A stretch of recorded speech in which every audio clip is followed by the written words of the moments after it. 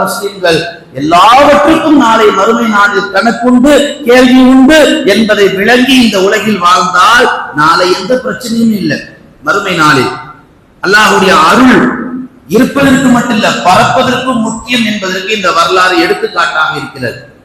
பெருமானார் ஸல்லல்லாஹு அலைஹி வஸல்லம் அவர்கள் மதீனாவிலே ஒரு வீட்டுல போய் பெண் கேட்கிறாங்க. அந்த வீட்டுல உள்ள சஹாபி சந்தோஷம் அடைஞ்சு போய் தன் மனைவிட்ட போய் சொல்றாங்க, ரசூலுல்லாஹ் வந்துக்கிறாங்க, என்ன விஷயம் கேளுங்க. ரசூலுல்லாஹ் கேளு. ரசூலுல்லாஹ் சொன்னாங்க, நான் பெண் கேட்க வந்துக்கிறேன். மாஷா அல்லாஹ், என் பெண்ணை உங்களுக்கு நிக்கா முடித்தது எனக்கு ரொம்ப ஆனந்தம். ஒரு நிமிஷம் பொறுங்க, நான் எனக்கு கேட்கல, என் சஹாபி என்னுடைய நண்பருக்கு கேட்கிறேன். ஜுலைப் ரலியல்லாஹு தஆலா அன்ஹு அவர்கள். அந்த வீட்டுக்காரர் சொன்னார், நான் கொஞ்சம் மனைவிட்ட ஆலோசிக்கிறேன். உள்ள போய் கேட்டார். அந்த அம்மா சொன்னாங்க, நடக்கவே நடக்காது, ரோட்ல போற யாருக்கு வேண்டுமானாலும் திருமணம் முடிச்சு கொடுப்பார். ரசூலுல்லாஹ் சொன்ன அந்த நபருக்கு நான் முடிச்சு தர மாட்டேன். ஹதீஸ்ல உள்ளது. அத்தாவுக்கு அம்மாவுக்கு வாக்குவாதம் போயிட்டு இருக்கு, நிக்கா பண்ணி கொடுக்கலாமா வேணாமா.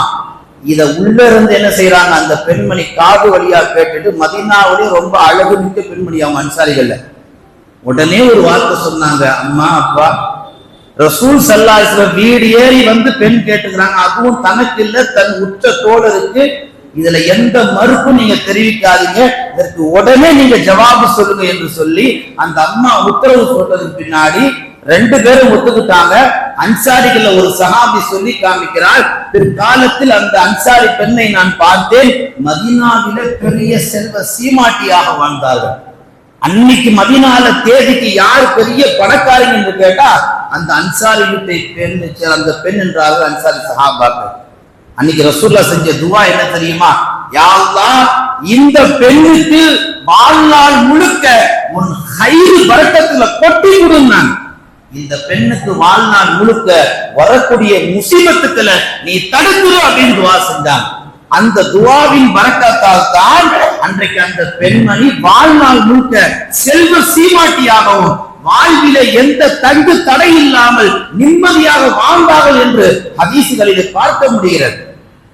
எதை காட்டுகிறது, ரசூலுல்லாஹ் வந்து மறுக்கப்பட்டிருந்தோம், அந்த பெண்மணி அல்லாஹ்வுடைய அருள் பார்வை விழுந்ததின் காரணத்தினால் தான் அந்த நிக்கா அன்றைக்கு நடைபெற்று என்பதாக வரலாற்று ஆசிரியர்கள் குறிப்பிடுகிறார்கள். எனவே அல்லாஹ்வுடைய அருள் பார்வை யார் வாழ்க்கையில் வேண்டுமானாலும் விழலாம். அவன் ஈமான் உடையவனாக இருக்கட்டும், ஈமான் இல்லாதவனாக, அல்லாஹ் அவனை உயர்த்தி விடுவான்.